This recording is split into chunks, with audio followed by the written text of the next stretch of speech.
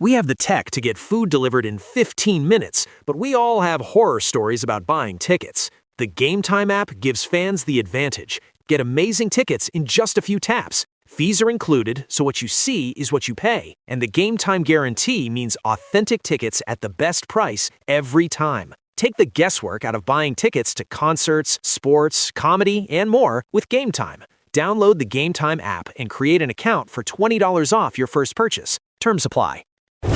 Breaking down every game, every day in Major League Baseball. This is the Baseball Betting Show. Here is your host, Greg Peterson. Hey, warm up, friendly hello. Welcome to lovely Las Vegas for the Baseball Betting Show with myself, Greg Peterson, now part of the VSiN Family Podcast. We've got an excellent podcast for you as we're going to be joined in segment number 2 by a good friend of ours, Curtis Rogers, who does such amazing work over at 710 Seattle Sports. We'll chat with him about what we're all seeing in this wild American League landscape, the Seattle Mariners, what's all going on with regards to piggyback approach, and so much more. Then in the final segment, I'm going to get you guys picks and analysis on every game on the betting board for this Baseball Friday as we touch them all. If you do have a question, comment, segment idea, what have you for this podcast, you have one or two ways we'll fire those in. First one is my Twitter/X timeline at @Junit_81. Keep in mind, letters CM, they mean does not matter, so as per usual, please do send these into the timeline. And the other way is find an Apple Podcast review. If you rate this podcast 5 stars, it's very much appreciated. And then from there, you're able to fire in whatever you'd like to hear on this podcast via that 5-star review. While I did not get in any Twitter/X questions today, we did have ourselves a great day of baseball on Thursday. Let's take a look back at it, try to find some trends, and try to get to know these teams a little bit better. Games from yesterday is Greg buzzing about. Here is the rowdy recap. The Pittsburgh Pirates walked the plank to a 6-1 win as Alan Rangel, 4 shutout innings out of him, but walked 4, so he was out of this game early. From there, Tim Mesa gives up a run in an inning. Jonathan Bolin, shutout inning, but Jose Alvarado, doing what he's done all season long, 2 runs allowed in an inning. Lou Trevino, he gives up 2 runs in an inning and was taken deep by Endy Rodriguez, 5th home run season. Then Nick Gonzalez off of Kyle Bacchus, 4th home run season. Bacchus gives up that home run in his inning work. And Jared Jones, not long for this game, but not bad. 1 run allowed in 4 innings. And then Carmen Bolshinski in long relief, 3 shutout innings. Gregory Soto, Mason Montgomery, scoreless 8th and 9th innings. The Miz gets hit, 7-2. The Brewers, they fall to the Cincinnati Reds as Mizorowski gives up 5 runs in this game. Now, only one of which was earned. He was hurt by Jake Bauer's catching error, but that said, he gives up a pair of bombs as you had cousin Sal Stewart get his 17th home run of the season, and Jose Trevino, his 1st home run of the season. A little bit later on, TJ Friedl, 3rd home run of the season. That comes off of Grant Anderson, who gives up that home run in 1 2/3 innings. Jared Koenig, and out of the bullpen squirrels, Joe Kunal gives up a run in an inning, and then you would have a scoreless inning as well from the young gun and Garrett Stallings, I believe his MLB debut. And for Chase Burns, not Chase Early, he did give up a home run to Garrett Mitchell, 7th home run of the campaign, but gives up 2 runs over the course of 6 innings. And then from there, you had Sam Moll give you 4 outs out of the bullpen squirrels, CJ Antone, pair of outs squirrels, and Brock and Roll Burke does not get Brock and rolled, squirrels inning out of him. The Colorado Rockies, they rock and roll the Miami Marlins. The Marlins had the most wins out there in the month of June, and they're now 0-2 in the month of July. 14-4, the Rockies get the job done. Ryan Gusto, no May Gusto, to giving up 3 runs in 3 innings, and he was taken deep by Mickey Moniak, 15th home run season. Jake McCarthy a little bit later on off of John King. He was the king of getting his 7th home run season. King gives up 2 runs in 2 innings.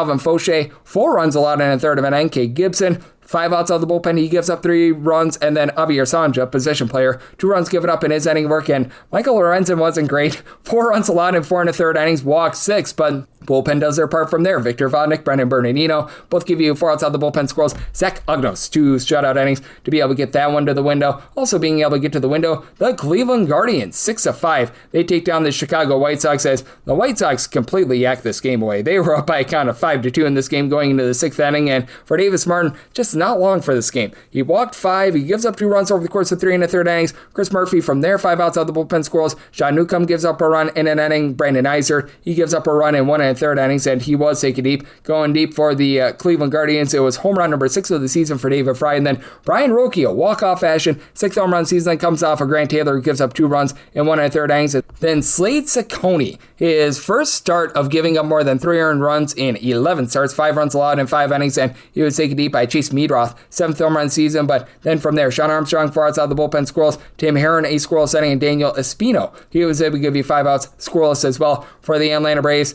They they tumble to the Atlanta Braves, this by a count of 11-5 for the Bravos. Hurston Waldrep, 5 1/3 innings. He gives up 3 runs. They all came in the first inning as he does allow a home run to Jordan Walker, 19th home run season. From there, Nate Church goes deep off of Tyler Kinley, 7th home run season, and Alec Burleson off of James Karinchak, 14th home run season. The Braves entered in this game number 1 in terms of bullpen ERA, and that went downward as Kinley, 3 runs allowed in 2/3 of an inning, including that bomb. Dylan Lee, 3 runs allowed in a third of an inning. Ian Hamilton gives up a run in 1 2/3 innings, and then James Karinchak, solo run given up in his inning of work. And for the St. Louis Cardinals, Dustin May, 5 runs allowed in 2/3 of an inning. He was not taken deep at all, but he just gave up a bunch of contact in general. And then from there, the St. Louis Cardinals, 8 1/3 innings scoreless out of the bullpen. Justin Brule, 2 2/3 innings scoreless. Ryan Fernandez, 5 out scoreless. Goran Gaseffo, Giorgio Romero, George Soriano all end a scoreless inning, and then Matt Svanson is able to clean up the 9th inning himself. The Tampa Bay Rays, they get a 5-2 win over the Kansas City Royals as Ian Seymour, solid start here. He gives up 1 run over the course of 6 innings, was taken deep by one Mr. Carter Jensen, 13th home run season. Then Isaac Collins a little bit later on off of Cam Boozer, 4th home run season. Boozer gives up that solo run in his inning of work, but Greg Clovenger, Brian Baker, they both give you a shutout inning. And Stephen Kolek was out long for this game, 3 runs allowed over the course of 2 innings. Randy Dobnik, 2 runs allowed over the course of 4 innings, and he was taken deep by Cedric Mullins, 10th home run season. John Schreiber, Daniel Lynch, Steven Cruz from there, they all give you a scoreless inning, but too little too late out of them. For the Walker Texas Rangers, well, they Walker their way to a nice win. They take down the Tigers, this by a count of 10-4 as Framber Valdez, not the start he was looking for. 5 runs allowed over the course of 5 innings, was taken deep by Elias Diaz, his 4th home run of the campaign. From there, Bo Brisky gives up a home run in 1 2/3 innings. Josh Smith getting his first home run of the campaign. From there, Drew Summers, he does not get a single out. He gives up 3 runs, all of which were earned. Kenley Jansen, he gets an out of the bullpen, and that was not a safe situation. Before Kyle Finnegan, he gives up a home run in his inning work as it was home run number 7 of the campaign for Evan Carter. Meanwhile, for Nathan Eovaldi, he does give up 3 runs over the course of 5 innings. Taken deep by Cole Keith, his 6th home run season. Then Ayo Lee, his 4th home run of the campaign. From there, Tyler Alexander, Peyton Gray, both give you a pair of outs out of the bullpen scores. Same goes for Robbie Alstrom.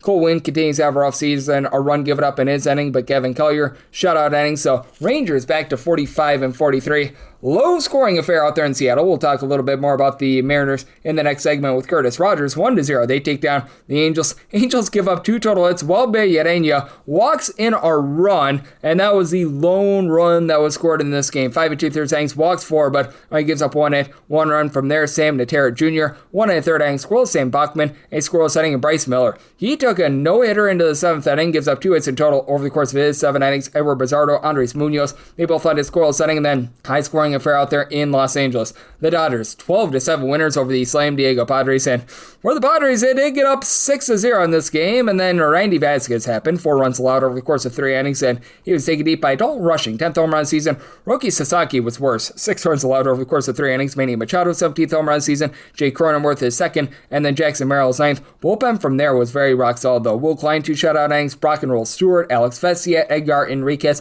all end a scoreless inning. Paul Gervasi, he does give up a run in 2/3 of an inning. Tanner Scott cleans up the mess. He gets the final out of the game, and for the Padres, the bullpen is starting to regress. Wandy Peralta, 4 runs allowed in an inning. Yuki Matsui, 2 runs given up in his inning, and Adaman Marquez in long relief. He gives up 2 runs over the course of 3 innings, and if you're taking a look at trend-wise, what we're getting in Major League Baseball right now, it has been an overwhelming season, and it's been an overwhelming last 7 days. 50 overs, 44 unders, and a push over the last 7 days. That's a 53.2% hit rate to the over. Favorites on the money line hitting at a little bit over 60.5%, 55-36 on the money line. All but 13 have been able to cover that run line, and then overall for the season, favorites on the money line hitting at 55.7%, 706 and 561 on the money line. Meanwhile, if you're looking at those favorites, you've had a grand total now of 165 be unable to cover the run line. Meanwhile, if you're looking at the totals, 647 unders, 625 unders, and if Matt serves me correct, 32 pushes. So that's what we're getting in baseball right now. That's what we're getting trend-wise.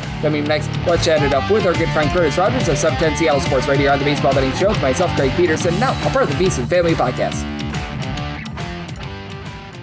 We have the tech to get food delivered in 15 minutes, but we all have horror stories about buying tickets. The Game Time app gives fans the advantage. Get amazing tickets in just a few taps. Fees are included, so what you see is what you pay. And the Game Time guarantee means authentic tickets at the best price every time. Take the guesswork out of buying tickets to concerts, sports, comedy, and more with Game Time. Download the Game Time app and create an account for $20 off your first purchase. Terms apply. Breaking down every game, every day in Major League Baseball. This is the Baseball Betting Show. Here is your host, Greg Peterson.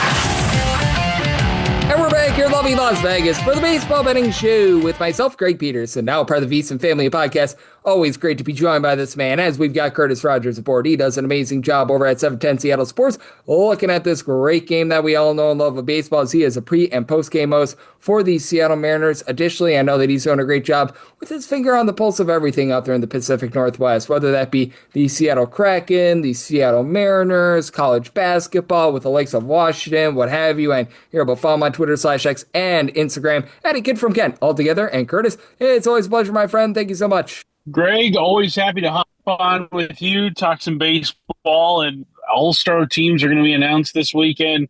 We're in the second half of the season already. Things are moving quickly, and it's really fun to talk about it with you, catch up on all the headlines around Major League Baseball, and there's a lot going on all across the league. Yep, it's a case where with the All-Star game, by the way, how about the ballot stuffing by the Toronto Blue Jays fans? That was quite impressive, to say the least. And what else has been impressive is the lack of clarity that we've got in the American League. It was definitely looking like the Yankees were the top team in the American League, I would say, about 8 or so days ago, and I don't think that they've won a game since. What do you make out of an American League, a league that you cover where I don't think I've ever seen a league so weak before in my life? Yeah, it's truly bizarre. And to your point about the Blue Jays ballot stuffing, in no world is Ernie Clement the best player in the American League. Leander Kirk was a finalist for the catcher spot. Leander Kirk! He played 15 games!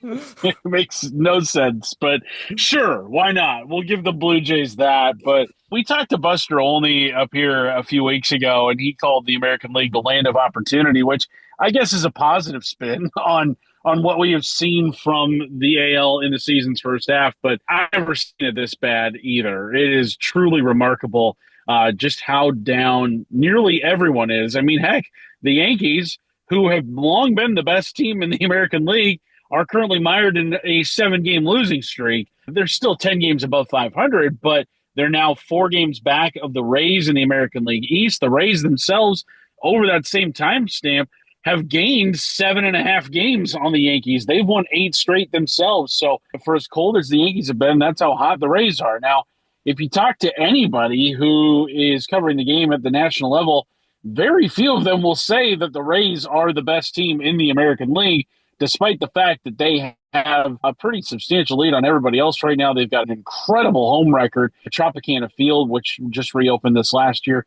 31-12 at the Trop this season. They've been fantastic at home, but I just look across the American League right now, and I have a hard time buying any team. I think maybe over the long term, especially if they're able to get Aaron Judge back, I have the most confidence in the Yankees coming away with an American League pennant right now, but God, everybody else is just so mediocre. It is incredible, and maybe not a good incredible. Good grief, man. It has been wild what we've been seeing this far this season out there in the American League. And with regards to taking a look at things right now, I still am maybe a little bit of a believer in the Blue Jays being able to rise up, and you're going to have an upfront seat to them over the weekend, because starting up on Friday, we're going to have the Blue Jays going up against the Mariners, and I would say that they have the pitching advantage of game number 1 with Luis Castillo going up against Dylan Cease. And how do you take a look at this series for both teams? Because for the Blue Jays, they've been floundering recently as well. We joke about the ballot stuffing because, man, those guys really don't deserve to be all-stars. You maybe have 1 or 2 on the roster, but boy,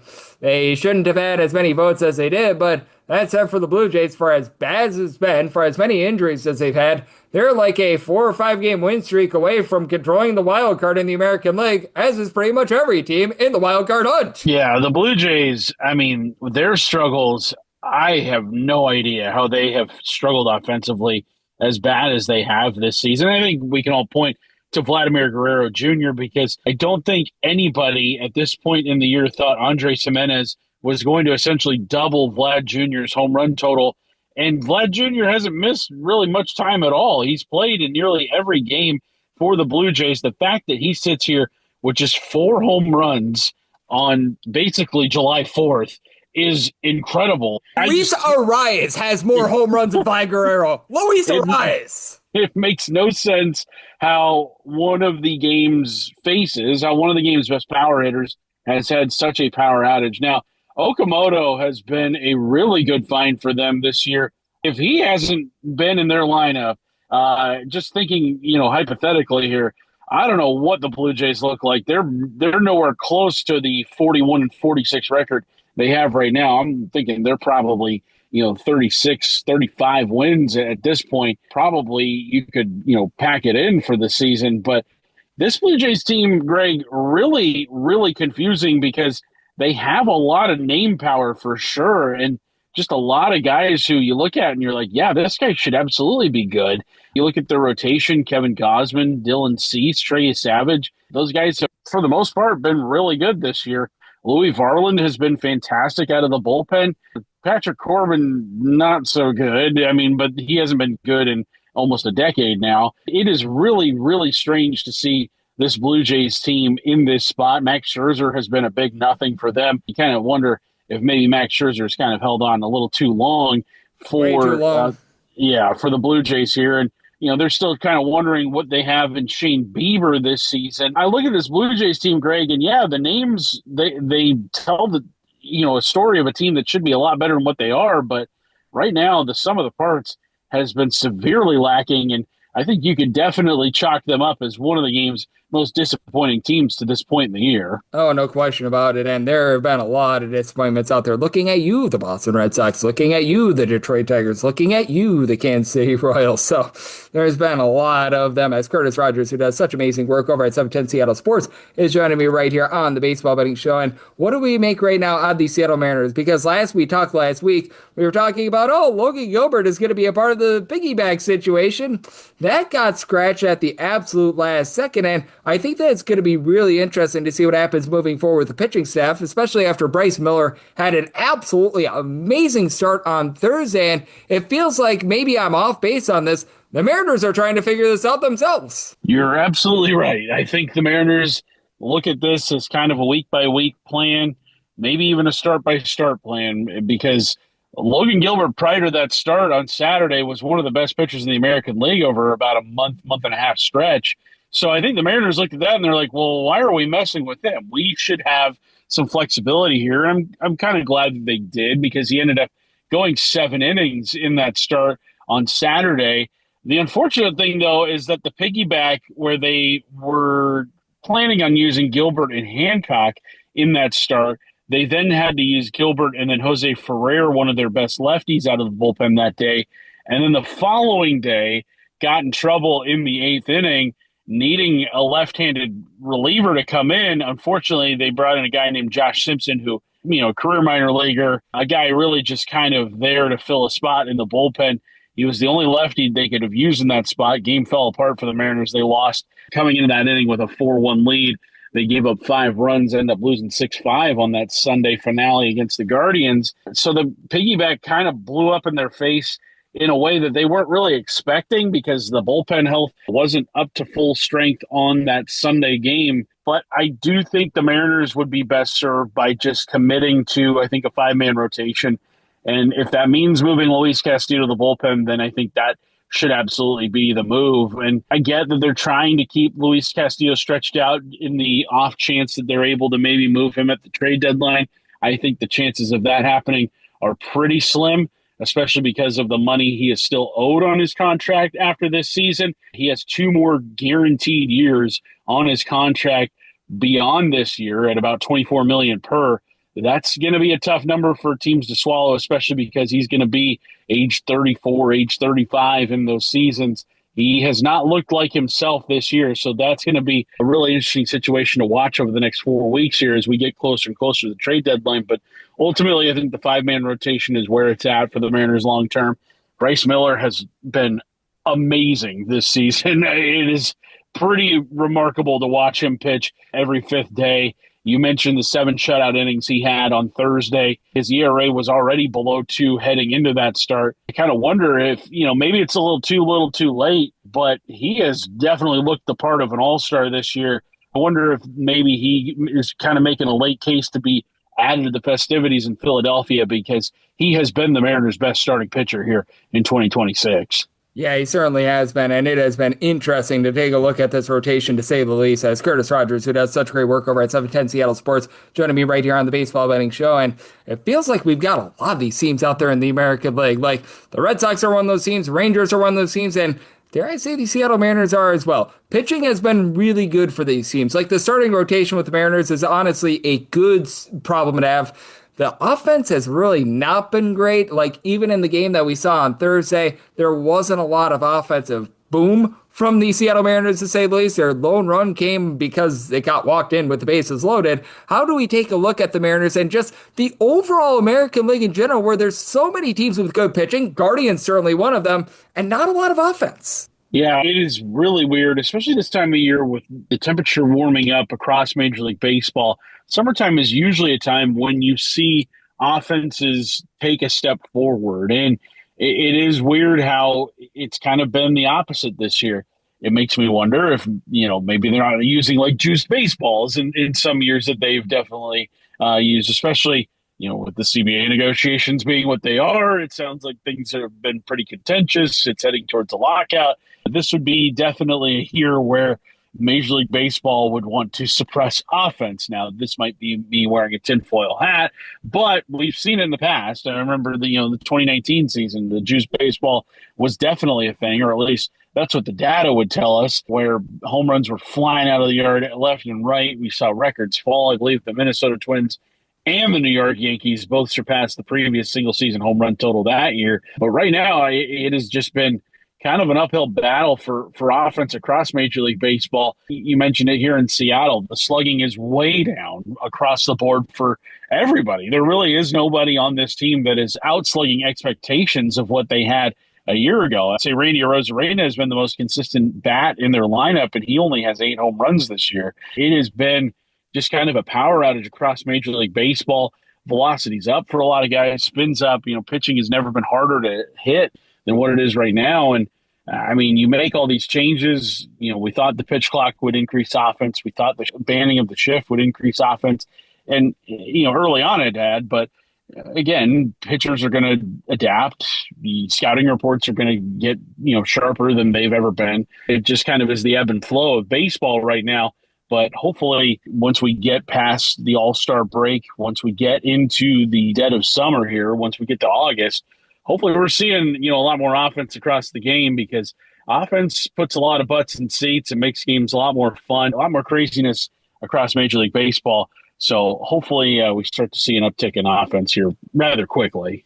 Yeah, I mean, it has been wild what we've been seeing out of a lot of these teams as far this season. Then you've got one or two teams like the Houston Astros that they have been the complete opposite of that thus far this season. So it makes it an interesting landscape. And we've been talking about the American League so much and how there's really not a lot of teams that we can buy in on. But this could be an American League team or a National League team, because I think in the National League there's a clear big three right now with the Atlanta Braves, the Milwaukee Brewers, and then the Dodgers. But is there a team or two outside those main big three that you're looking at and you're feeling good about them, and they might be able to provide a little bit of upside and get on a win streak here relatively soon? Well, I look across the American League right now, and a team that is definitely sticking around is the Houston Astros. They're a team that coming into this weekend had won 5 straight series, and they hadn't really put together a streak of 7, 8, 9 wins in a row or anything like that. But if you plod along, win 2 of 3 every series,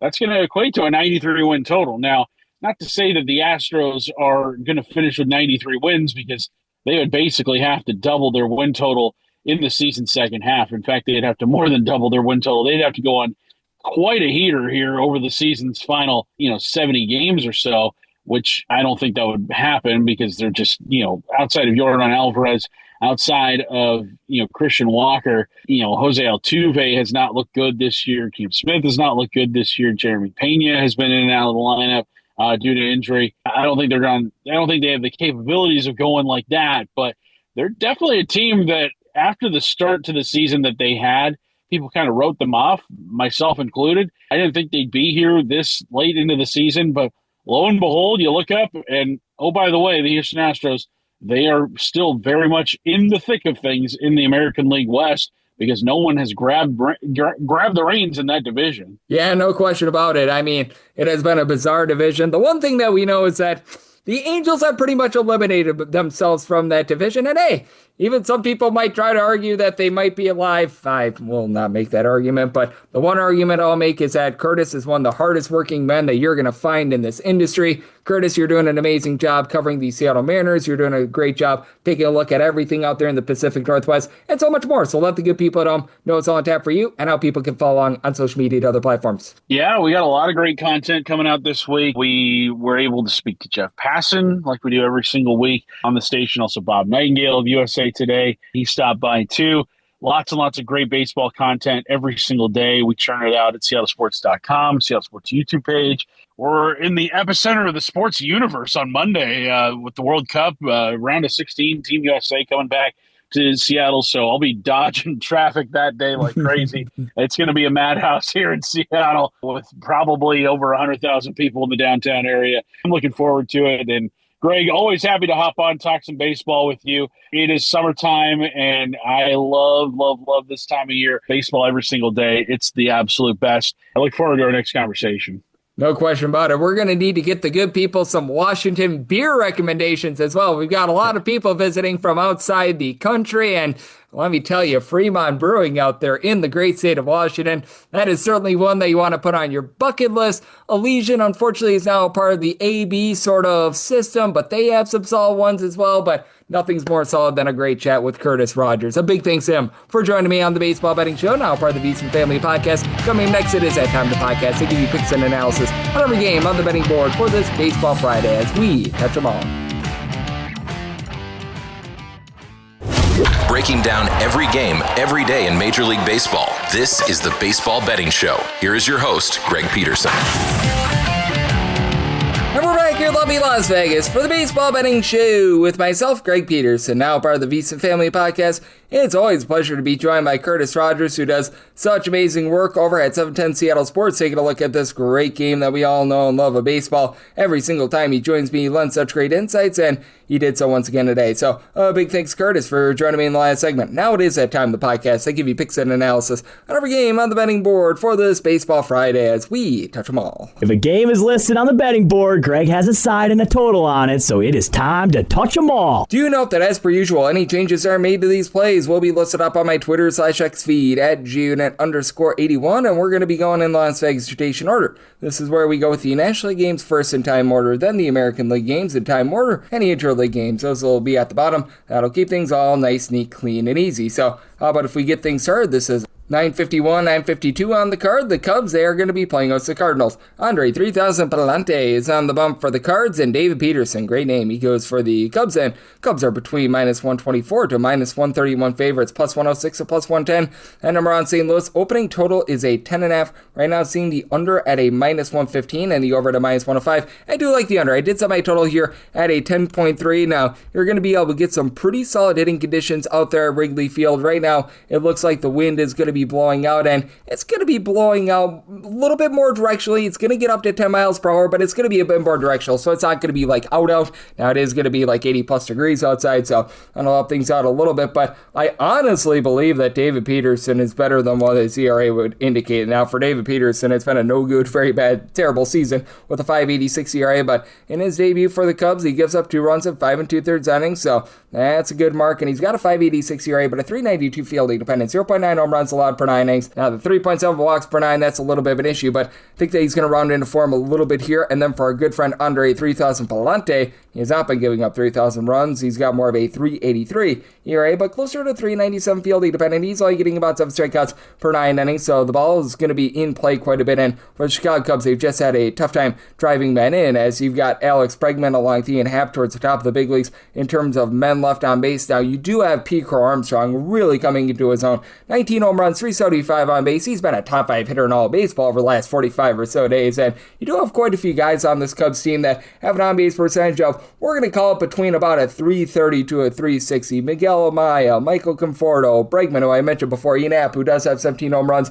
himself, and then Carson Kelly's a little bit above that with a 368 on base, but it feels like it's a little bit up, down, all around. Dansby Swanson's up to 16 home runs, but he's also hitting at 210. He's had a few massive outbursts, and then he's been a very all-or-nothing hitter thus far this season. And then when it comes to the bullpen, it is a team that is dealing with the injuries to the likes of Daniel Palencia and Hobie Milner, so they are quite down with regards to that bullpen. Ethan Roberts has seen his ERA go above a 4, but Ryan Rolson has been very rock solid. He's been able to give you a sub-2 ERA. Jacob Webb is starting to have that increase. He's up to about a 350 or so with regards to his ERA, but Jordan Wicks has actually been a solid long guy for the team, not such a good starter, and Daniel Palencia, I know that he's been dealing with a little bit of ailment as well. And then for the St. Louis Cardinals, they are in the bottom half of the big leagues in terms of their own bullpen ERA. You've had the guys like a Matt Savanson, Ryan Stanek provide an ERA that's above a 5. I like Gordon Gustafo, but he's seen his ERA go up to about a 350. Same goes for George Soriano, and then Riley O'Brien. It's been a roll of the dice for the Cardinals. They average about 5.1 runs per game away from home, actually even more than that, so they've been a top 3 team in terms of run creation away from home. Jordan Walker, 18 home runs, about a 340 on base, and then Alec Burleson, also about a 340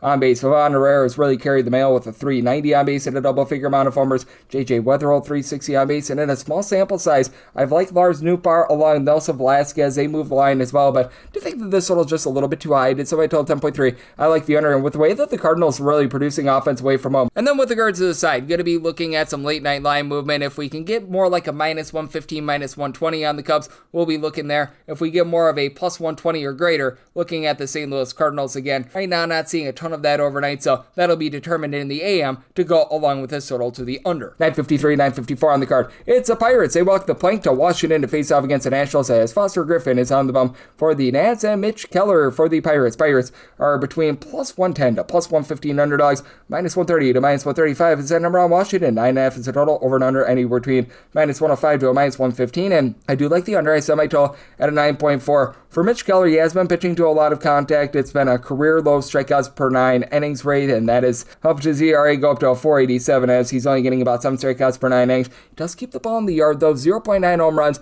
per 9 innings. And throughout his career, Mitch Keller has typically been significantly better when he has been at home rather than away from home, but a little bit of a reverse split this year, closer to a 3.96 ERA when he has been away from home. And then for Foster Griffin, the regressive monster might be coming for him sooner rather than later, as the ERA is pretty rock solid at 2.93, but feel the dependent more around about a 4.21, 9 strikeouts to 2.3 walks per 9 innings, but he is giving up the 1.5 home runs per 9 innings, so a little bit concerning there. He does go up against a Pirates team that hasn't been quite the same with their offense when they've been away from home rather than at home for the Pittsburgh Pirates. Right now, they are supplying 5.5 runs per game at home, numero uno in all of baseball. Goes down to about 4.7 runs per game away from home, and for the Nationals, they average about 5.35 runs per game. That is just tops in all of baseball. They've really been hammering lefties this year, by the way, so Mitch Keller being a righty, that'll help him out a little bit, but James Wood has given you Goodwood over 20 home runs, and his on-base percentage has been above a 375. CJ Abrams, he's up to 18 plus home runs. He's been able to give you over 350 on base. I recognize that Curtis Mead doesn't necessarily hit for a lot of average, but 14 home runs, about a 325 on base. Luis Garcia's all of a sudden up to 16 home runs. He's been able to about a 280 down. Lyles move line for the team along Jover Vivas and some of these other ancillary guys. And then for the Nationals, bullpen has been all sorts of terrible as far as the season. Let's call it what it is. That said, you do have a few guys like a PJ Pullen who's been able to give you a sub-3 ERA. Richard Dickey Lovelady has been okay for the team along with Orlando Revolta, Clean Beater. These guys are below a 4 ERA. Thanks to Paxton Schultz, Gus Farland, they have been all sorts of awful. Mitchell Parker as well, man. Not been great, but also for the Pittsburgh Pirates, not like this has been some sort of an amazing bullpen. We've seen Dennis Santana have his ERA well above a 4 this far this season. It's approaching 5. Same with Gregory Soto. He has really hit the toilet bowl recently. Yohan Ramirez has actually been okay for the team, but he had Justin Lawrence be so bad that they had to DFA him. And then when it comes to the lineup, you're still dealing with the Yonyo Cruz injury. Brandon Lau has gotten loud. He's up to 20 home runs. Doesn't necessarily hit for a ton of average, but Brian Reynolds gives you a 395 on base. Spencer Horwitz a 386 on base. You've been able to have some relatively good production out of Ryan O'Hearn, 13 home runs, 340 on base. Nick Gonzalez is hitting about a 300. So interesting circumstance here. I think both starters do just enough to keep you under. So do like the under, sell by total 9.4. It's for the Nationals. Set that about a minus 136. So one to lay up to a minus 135 on that money line. 955, 9:56 on the card. It's the Braves. They're going to be playing out to the New York Mets as Christian Scott, great Scott, is on the bump for the Mets, and Grant Holmes goes for the Bravos. The Braves, who find themselves between -116 to -126, -102 to +110 is that number on the Metropolitans. 9 to 9.5 is the total on the 9. Over is -120. The under is even on the 9.5. Under is -120, and the over is even money. And with the Atlanta Braves, set them at a -144. I'm going to be in on the money line for Christian Scott. He's done a really good job with his 3.20 ERA. He keeps the ball in the yard, giving up well less than 0.8 home runs per 9 innings, but do have to have a little bit of trepidation with him because he does give up a lot of walks. He has been giving up in that neighborhood of about 4.2 or so walks per 9 innings, go along with his 7.6 strikeouts per 9 innings, and he's backed up by a good bullpen for the New York Mets. This team is number 4 in the big leagues in terms of bullpen ERA, so they have certainly been able to do their part there. But that said, even though you have the likes of AJ Minter or Brooks Raley, Oscar Brisbane, I'll give you a sub-3 ERA. Guess whose bullpen is even better? The Atlanta Braves. They are numero uno in terms of bullpen ERA. Now, they are dealing with a little bit of an injury to Robert Suarez, but the Dylan Lee, Dylan Da, Didier Fuentes, along with Raciel Iglesias, they've all been able to give you a sub-3 ERA. James Karinchak has given you a sub-2 ERA. Small sample size, but he's been good. And for the Braves, they've hit the skids a little bit with their offense, but they're still a top 10 team in terms of run creation. Drake Baldwin hasn't been himself since coming off the injury list, but still 14 home runs, hitting for about a 340 on base this season. Michael Harris, 14 plus bombs. He's hitting just below a 300. Matt Olson, 20 plus home runs. He's hitting a 275. Ozzy. Albies. He and Dom Smith both hitting above a 270 for Albies. Double figure amount of homers. Austin Riley, and then the shortstop spot. It's been a little bit of a revolving door. Needs to pick it up a little bit, but like what these guys are putting out there for the New York Mets, they just have not hit away from home. They are dead last in the National League in terms of road run creation. Juan Soto's been able to do his part. He's been able to give you an on-base percentage that's hovering right around about a 400. His home run count is now up to 17, but I mean, outside of that, nobody else is giving you more than 10 home runs. As Mark Vientos, Bo Bichette, and Carson Benjay all at approximately 10 home runs this season, and then for Bichette, Benjay, along with AJ Ewan, they're all hitting at least a 250 to the credit of Ewan, 352 on base. And when it comes to Brett Beatty and some of the guys at the bottom of the fold, Marcus Semien, whenever he's been out there, they just haven't provided a lot, and Francisco Lindor just has not been amazing himself. So you do have quite a few issues on that front. And then when it comes to the Brave starter and Grant Holmes, he does have his command issues. The overall ERA is not too bad at about a 3.96, but 5.19 fielding to bat, 1.6 home runs, 4.3 walks per 9 innings. But going up against this weak lineup should help, and same with the Braves bullpen backing them up. So I'm in on the Braves, set them at a -144 on the money line, and in on the under. Somebody told it at 8.6. 9:57, 9:58 on the card. It's the Giants. They're going to be on the road against the Rockies. Ryan Feltner goes for the Rockies, and right now the betting board reads undecided for the San Francisco Giants. It should be Logan Webb, and opener is the Giants between a -156 to a -160, +130 to +135 for Colorado. 10.5 to 11 is the total on the 11. Under is -115, over is -105 on the 10.5. Over is -120, and the under is even money, and I'm going to be in on the Giants here. I set their money line price at a -167. I was willing to lay up to a -110 on the run line. Right now I'm seeing that opening up at even money to -105, so I'm going to take a shot on the run line. Logan Webb was absolutely tremendous in the month of June. He was posting up a sub-2 ERA. He was shaky towards the beginning part of the season, but the fielding independent was pointing towards all sorts of positivity, and the positivity really came for him. Overall for the season for Logan Webb, 3.09 ERA,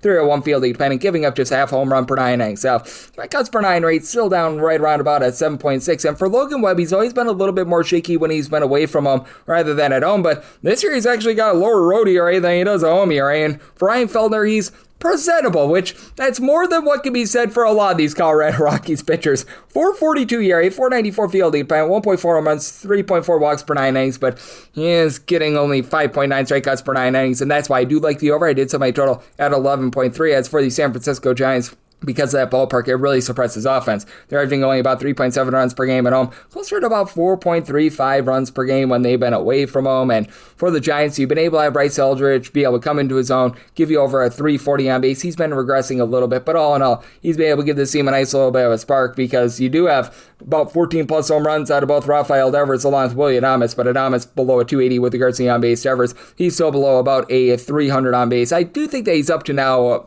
15 home runs, so he's doing a little bit better there, but Casey Schmidt has been your main boom guy. 16 home runs, he's been able to about a 280. You're getting Jungle Lee really going, as he and Luis Arias are both hitting above a 215, and all of a sudden Eloy Ramos is off the injured list as well. That helps out an outfield that's been a little bit touch and go. Flip side, the Colorado Rockies have Mickey Moniak off the injured list. He's been able to do a nice job in terms of supplying some power, as he and TJ Romfield have both been able to give you between 12 and 13 home runs apiece, but How about Hunter Goodman? 27 home runs. He's actually hit much worse when he's been at home rather than away from him, but he is supplying the boom for this team. You need a little bit more towards the bottom lineup. Ezekiel Tovar barely hitting above the Mendoza line of 200 along with Brett Sullivan, but still you've got Troy Johnson who's been able to hit above a 300. Willie Castro's doing a nice job. Moving the line just for the Rockies. It's been a brutal pitching staff for this team. Victor Vodnik has an ERA well above a 5 in the bullpen. You've been able to get a few relatively solid innings out of the likes of a Brandon Bernardino, Blas Castano as well, but Castano now hits the injury list. Both of those guys at a sub 4 ERA. Antonio Sensatella, still a solid season, but he's starting to regress. Jay Nill's been posting up an ERA above a 5. Juan Mejia hits the injury list. He had an ERA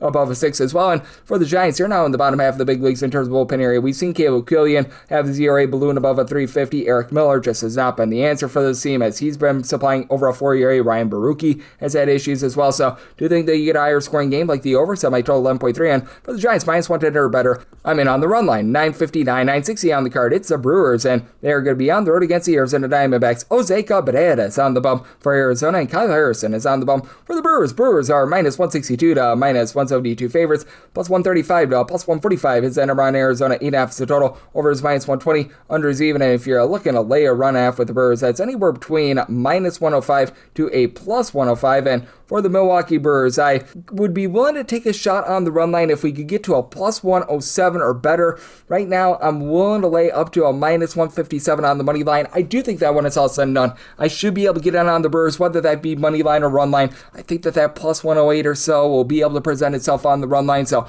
going to be looking at the Brewers. Just a question of whether or not that's going to be money line or run line, as Kyle Harrison had that one bad start out here in lovely Las Vegas where he gave up a trillion runs. But even with that taken into account, he gave up 8 runs and he only got 7 outs. That's a 257 ERA, 303 fielding to pan with 11.2 strikeouts per 9 innings. He has been absolutely incredible for this team since that one bad start. And for Jose Cabrera, a little bit of a young gun that you want to see a little bit more from because he's made a few appearances at the big league level. Not great, not terrible. 360 ERA.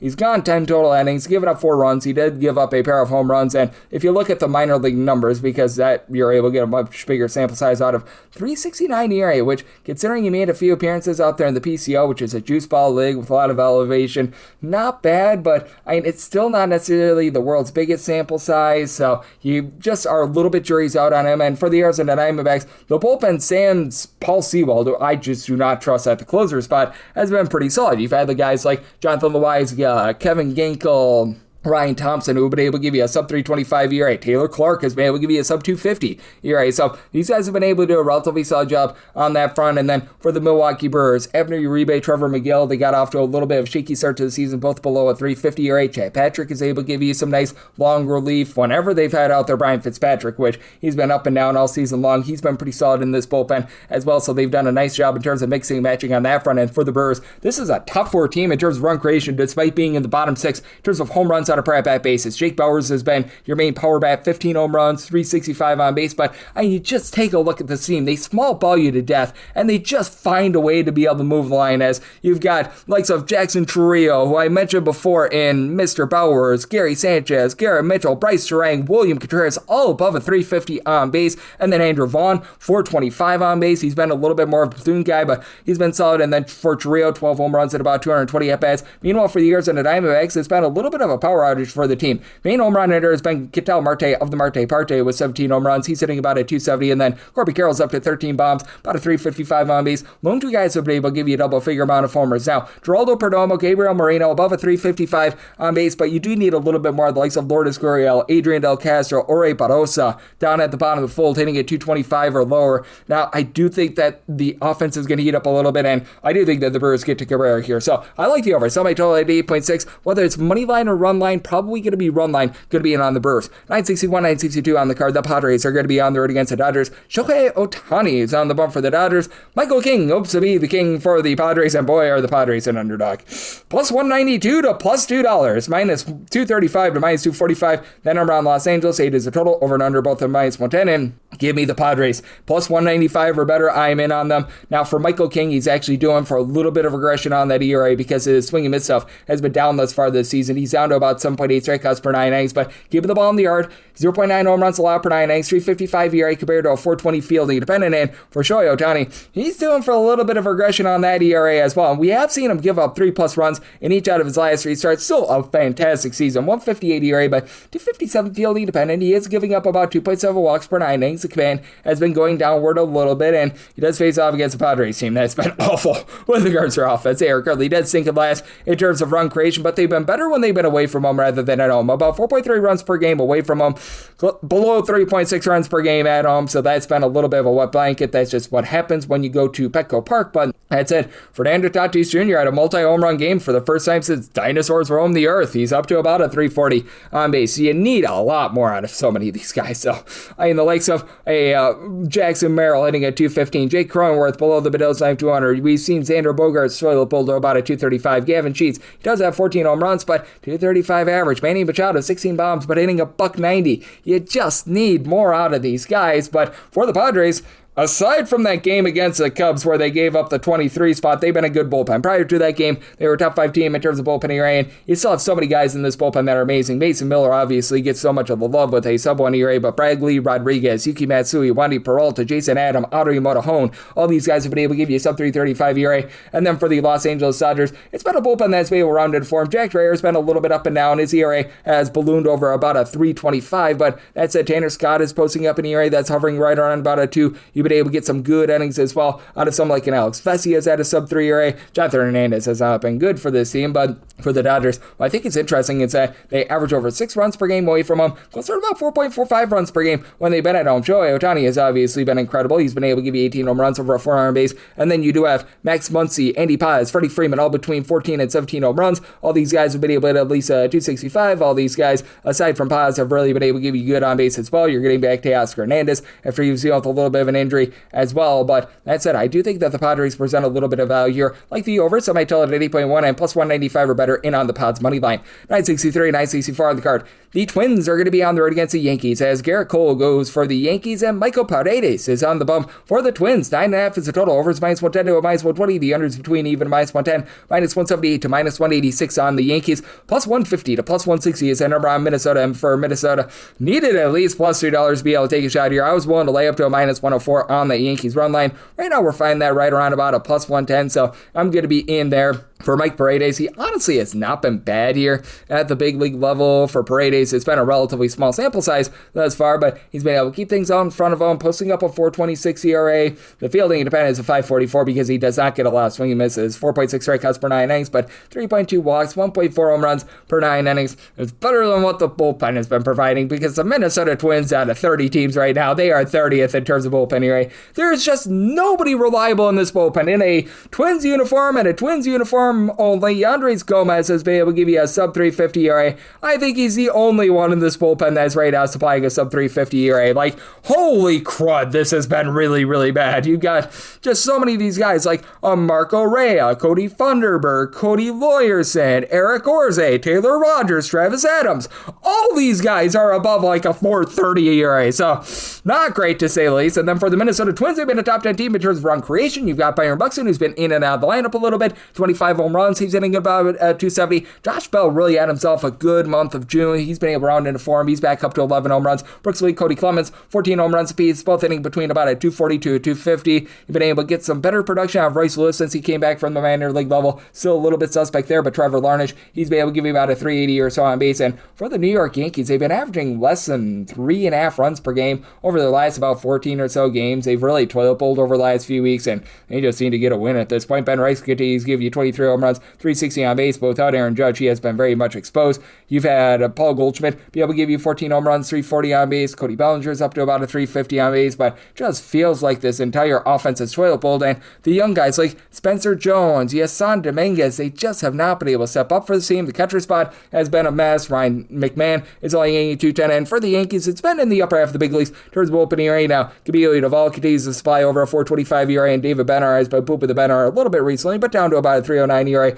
Brent Hendrick, along with Paul Blackburn, sub 250 ERA, along with Fernando Cruz, but I do think that Garrett Cole is going to round into form after he was a big giant lump of coal in his last 2 starts. 3+ runs allowed in both of those for Garrett Cole. Swing and miss stuff was down a little bit coming off the injury list. I do think that it's going to come back to him. He has been giving up 1.7 home runs per 9 innings, so 406 ERA, 460 fielding dependent, but back above 8 strikeouts per 9 innings. Do trust in the under, so my total 9.2. And for the Yankees, we'll lay up to a -104 on their red line. 965, 966 on the card. The White Sox are going to be on the road against the Guardians. Gavin Williams is on the bump for the Cleveland Guardians, and Anthony Kay says okay to another start, and the total is 8.5. The under and the over are both at -105 to a -115 for Cleveland. They're between -130 to -135, +112 to +115 is that number on the White Sox. I'm in on the Guardians. I set their money line price at a -146 now. I do recognize that you've had some hard contact issues when it comes to Gavin Williams. For Williams, he overall for the season has been supplying you with a 381 ERA, 1.3 home runs per 9 innings, but he's getting the 10.4 strikeouts per 9 innings, and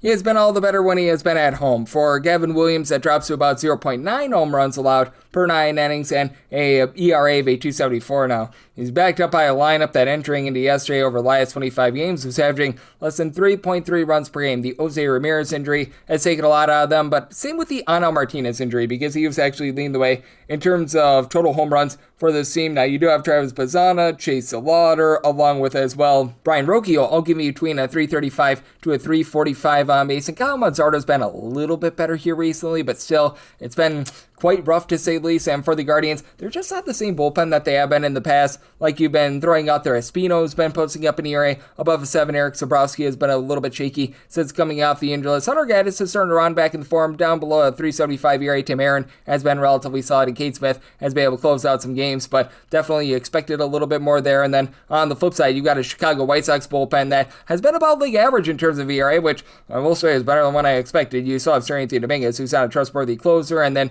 Trevor Richards is a roll of the dice along with Brandon Iser, but Sean Newcomb, Brian Hudson, Grant Taylor, these guys have been able to give you a sub 325 ERA, but it's just hard to be able to trust in Anthony Kay in this spot because he doesn't necessarily get a lot of strikeouts. 450 ERA, 7.3 strikeouts, 3.5 walks per 9 innings, about 1.3 home runs allowed per 9 innings, and I do think that this is going to be a little bit of a lower scoring game, even though the White Sox, they themselves have been a top 10 team in terms of run creation. Even with having Mataka Mirakami out, you've had Colson Montgomery be able to supply about 21 to 22 home runs. Problem is, batting average has really not been there. He's been hitting just a hair above a 220 for much of the season, but you still have a guy like a Miguel Vargas, 19 plus bombs, 355 on base. Sam Antonazzi has made a move line with about a 395 on base, and then even towards the bottom of the lineup, Chase Meadross, Tristan Peters, they're right around about a 345 on base, and you've been able to get some good production as well out of the young infielder and Jacob Gonzalez. So interesting circumstance here. I do think that Williams going to go out there, shut it down. I like the underside, my total 7.9, and for the Guardians, willing to lay up to -145 on the money line. 967, 968 on the card. The Rays are on the road against the Astros as Spencer Arrighetti, no, not Mom Spaghetti, is on the bump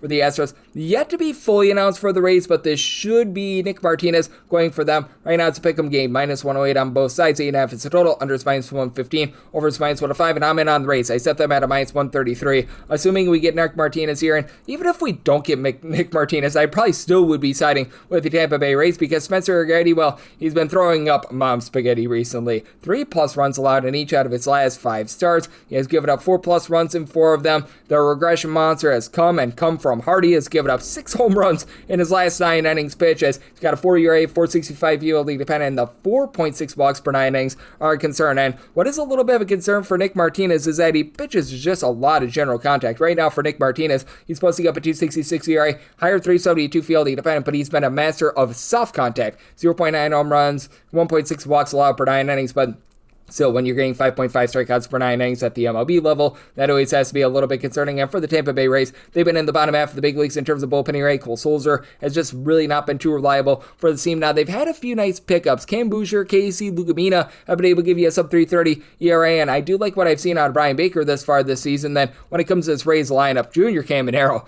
a home run in like 7 out of his last 8 games. This guy's been absolutely superb. He's given you, right now, 24 bombs overall for the season, 380 on base. But then Jonathan Aranda, Yandy Yandy Diaz, both of these guys 12 plus home runs. They're both give you over 390 on base. Chandler Simpson, one of the better base stealers in all baseball. He's hitting at 275. You've had Nick Fortes hit above a 250. Richie Palacios about a 330 on base. So a lot of guys are stepping up for the team. And then for the Astros, it's a little bit of top-heavy lineup. Yordan Alvarez, 25 plus home runs. He's been providing well above a 400 on base. And then Christian Walker, not necessarily the world's greats with the average right around about a 240, but 18 plus bombs out of him. You've been able to have Jeremy Pena along with Isaac Paredes. Both give you over 340 on base. Paredes, one of the best pull hitters in all baseball. Never going to go the other way, but it's a lot of the outfielders that just have not been able to give you a whole heck of a lot. These guys like Jake Myers, Cam Smith, Bryce Miller, Joey Looper Fido are hitting at 235 or lower. When they tried out Zach Cole, Zach DeZenzo, some of these other mix and match guys, they weren't necessarily panning out as well. And then at the catcher spot, Yanir Diaz gives you a little bit of power, but he's got less than a 280 on base, and the Astros still a bottom 12 team in terms of bullpen ERA on Yel de los Santos, well above a 450 ERA. AJ Bluebod's actually rounded in form of Brian Abreu, north of a 5 ERA himself. It's been a roll of the dice with Nate Pearson in that bullpen as well. So it's a very fascinating circumstance. I do think that Martinez sees a little bit of regression, but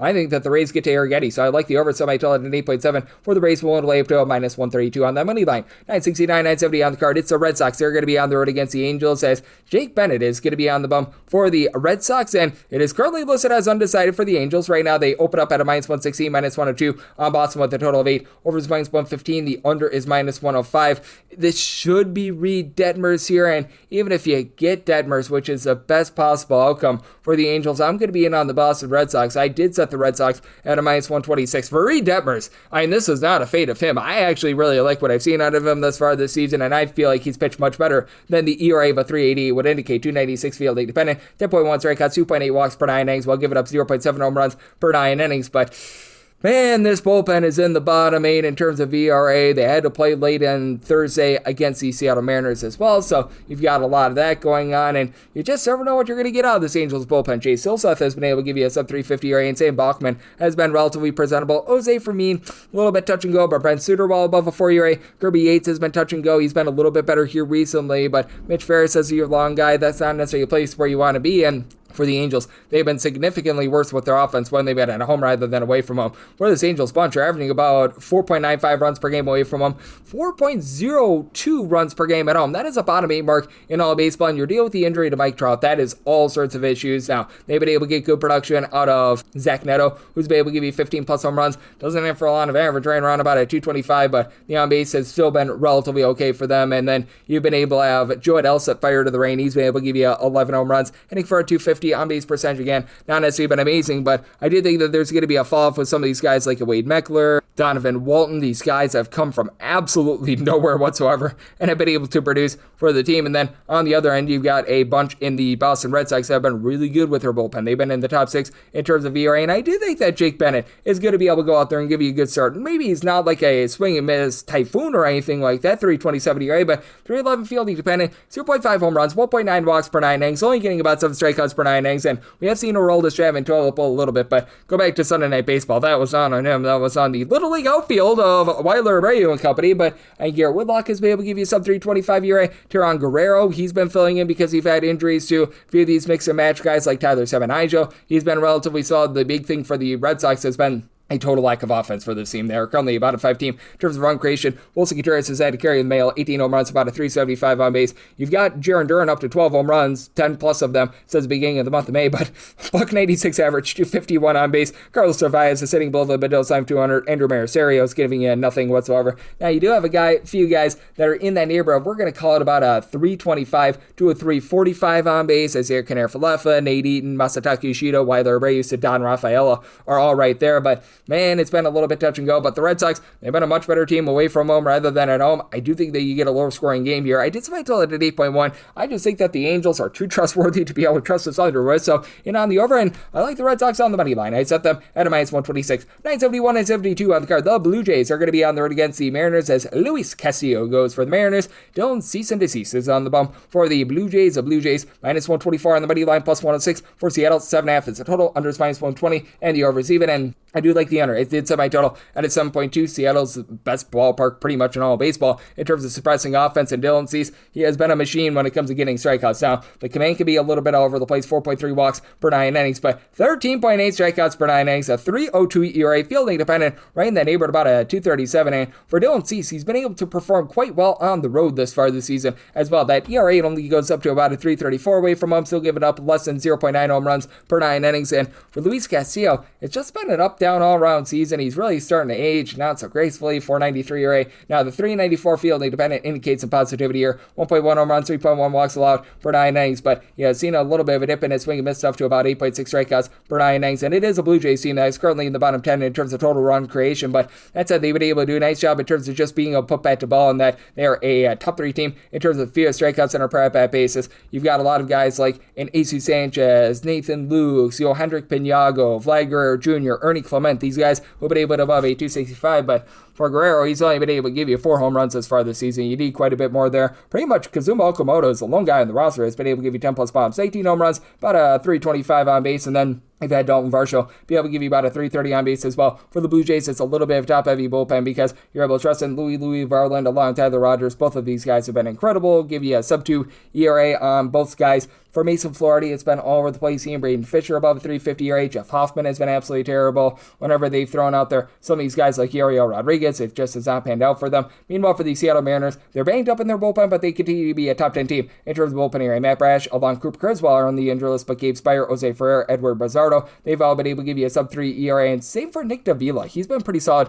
as well. And then for the Mariners, they are in the bottom half of the big leagues in terms of run creation. Cal Raleigh just has not duplicated what he did a season ago, hitting below the Mendoza of 200 still. And then you've got Dom Canzone, Julio Rodriguez, Luke Raley, all between 13 and 14 home runs this season. Raley not really giving you a lot of average. Rodriguez hitting at 260, and then Dom Canzone, 350 on base. And then you've had J.P. Crawford give you 10 home runs. The batting average is at 214, closer to a 330 on base. But these guys like Leo Rivas, Mitch Garver, you got a lot of guys at the bottom line of hitting below 220. Even Colt Emerson, who's been able to give you some homers, but he's hitting for less than a 300 on base. That's a little bit of an issue. So they get lower scoring games, set by total 7.2. And for the Blue Jays, we'll lay up to minus 124 on the money line, set them at a minus 125. 973, 974 on the card. It's the Orioles. They're going to be on the road against the Reds. And yes, we're on to Cincinnati. He's on to Brady Singer, who hopes to have Baltimore singing the blues. And Trevor Rogers is on the bum for Baltimore. Baltimore, a favorite of minus 120 to minus 125. Even money to plus 110. That number on Cincinnati. 9.5 to 10 is the total on the 9.5. Over is minus 115. The under is minus 105. On the 10, under is minus 110 to a minus 120. And the over is between even and minus 110. And I set the Reds at a minus 132. I'm going to be willing to take a shot on the money line for Trevor Rogers. It's just been a very strange year in general for him. For Rogers, he's been better than the 4.99 ERA would indicate. 3.99 fielding depending. He's only giving up 1 home run per 9 innings, but pitching to a lot of contact. 6.9 strikeouts per 9 innings. The bullpen has been a little bit better with Keegan Aiken currently on the fold, so that helps. But Andrew Kittredge, he has been all sorts of awful for this team thus far this season. You do have 2 guys, Ynier Cano, Rico Garcia, who've been solid. Grant Wolfram, I guess, hasn't been awful, but man, it's a bullpen that's been shaky. Ryan Elsley, since coming out the injury list, you don't know what to expect there. And for the Orioles, they do take a little bit of a fall off with their offense when they're away from home. At home, this is a unit that's averaging about 4.8 runs per game, closer to about 3.2 runs per game when they're away from home. And while Gunnar Henderson has been able to give you a whole bunch of bombs, he's up to 17 plus home runs this season. Gunnar Henderson also giving you less than a 300 on base. So that's been an issue. You've got Pete Alonso, 19 home runs, about a 340 on base. Leody Taveras has been able to move line, hitting about a 250. And then Samuel Basayo, Taylor Ward, Adley Rutschman, all in between about 250 to 260. And Ward down to 5 home runs after he had 30 plus with the Angels last season, but a 380 on base. That's going to play. Blaze Alexander has been solid, but these guys like Colton Cowles or Tyler O'Neill at the bottom of the lineup, Jackson Holiday, they've been all sorts of issues. And then for the Cincinnati Reds, they were able to get to Jacob Mizorowski yesterday, as cousin Sal Stewart has been able to give you 15 plus home runs, and then you've got JJ Bleday, coupled with Ellie De La Cruz, who have both been able to give you 12 plus bombs apiece. Both of these guys between about a 330 to a 340, a 5-ish on base, and then Eugenio Suarez, you just need a little bit more here. He hasn't been giving you a lot of homers, 280 on base, but Nathaniel Lowe up to about a 340 on base. Bottom of the lineup with some of these guys like a Matt McClain, TJ Friedel, Navoli Marte, in a 215 or lower is an issue, and the Reds, they themselves have been a bottom 10 team in terms of bullpen ERA, but it's been better ever since Caleb Ferguson has come off the injury list. He's giving you a sub-3 ERA. TJ Antone, Brock and Roll Burke, along Sam Moe, Pierce Johnson. These are guys give you a sub-375 ERA. Don't necessarily love Emilio Pagan, but him coming off the injury list, better than some of the guys that you've had out there. And for Brady Singer, it has been an awful season for him. He's been better recently. 3 earned runs or fewer allowed in 5 out of his last 6 starts. He's still giving up the 2.2 home runs per 9 innings, 5.12 ERA. 582 fielding dependent, but I do like the way that he's rounding into form, and I do think that the Reds get the job done here. So the Reds at a minus 132, taking their money line, and I like the under, so I told 9.4. Wrap things up with 975, 976. You've got the Marlins. They're going to be on the road against the Athletics. Jack Perkins goes for the Athletics. Tyler Phillips for the Marlins. The Marlins do find themselves as a slim underdog here of plus 110. Meanwhile, minus 120 to minus 130 is the number on the Athletics. 10.5 is the total, over and under any between minus 105 to a minus 115. And for the Marlins, I'm in on them. I set them at a minus 118 on the money line. Now, I will say for Jack Perkins, he is doing for a lot of positivity, as right now he's got an ERA that is a 6, but a 3.62 fielding dependent, 10.9 strikeouts per 9 innings, just a hair above a home run per 9, gives up a few walks, but all in all, he's pitched much better than that ERA would indicate. Meanwhile, for Tyler Phillips, 3.02 ERA, but a little bit of higher, 4.39 fielding dependent, 6.9 strikeouts, 4.1 walks per 9 innings are a little bit of a concern, but this Marlins bullpen entered in the day on Thursday, third in the big leagues in terms of ERA at a 3.39. Went up a little bit because, well, Coors Field is going to do that to you, but so you've got the likes of a Michael Peterson, great name, John King, both guys who have been able to give you a sub 350 ERA. They are dealing with the injury to Anthony Bender, and I will say it's been a rough season for the closer, Pete Fairbanks, but I do think that he's going to round into form sooner rather than later, and then Lake Bakar has been a really good long guy for the team as well, and for the Athletics, they continue to be a bottom 6 team in terms of a bullpen ERA. Luis Medina, Jeff Hartley, Jose Suarez, who's on the paternity list, along with even someone like an Elvis Alvarado. All these guys give you a 4+ ERA. Justin Cerner has been hovering right around about a 4 as well. For the Athletics, they've also been dealing with quite a few injuries in terms of lineup. You now have back out of the fold Zach Galafalon, Jacob Wilson, and Tyler Soderstrom, who really had himself a nice June before going on the injury list. Jeff McNeil has just not been able to give you a lot of power. Nick Kurtz, Shea Langolaris, 19+ home runs, and Kurtz well above at 400 on base. Henry Bolte has been able to hit 300 for the team as well, but Lawrence Butler, Kobe Thomas, they're not giving you much. Alika Williams has been able to above a 260, which I like, but even Carlos Cortez has been dealing with a little bit of injury as well, and he was the guy that was really stepping up for the team as well. Meanwhile, for the Miami Marlins, they just go death by a million cuts for you. They are a bottom 6 team in terms of home runs at a per-at-bat basis. They just got back Liam Mix, their main boom guy, who's been able to give you 13 home runs this season on base percentage right around about a 360, but Otto Lopez hitting above a 335. Xavier Edwards, one of the better base stealers in all baseball, he's hitting a 300. Jacob Marcy hits for no average, but when he gets on, he swipes bags, 15+ stolen bases out of him.